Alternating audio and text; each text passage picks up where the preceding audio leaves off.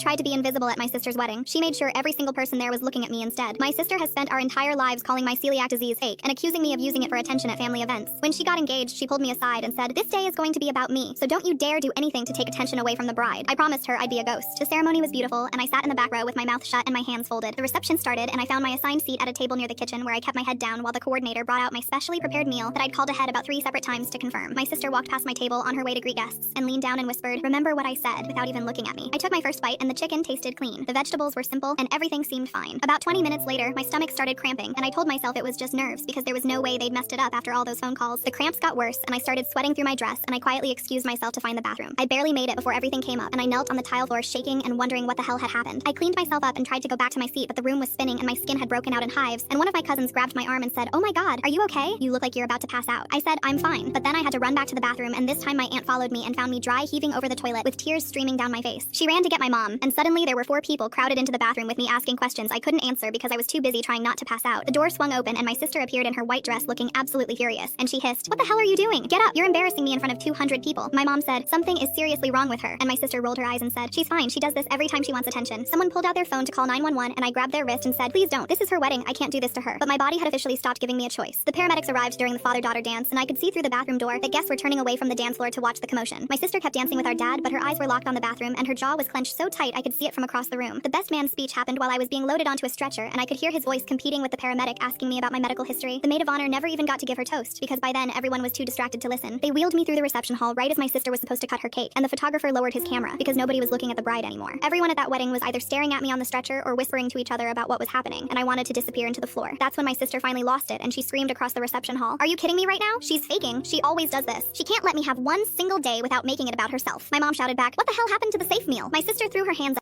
Take a screenshot and scan the QR code, search for the code on TikTok, and watch the second part for free.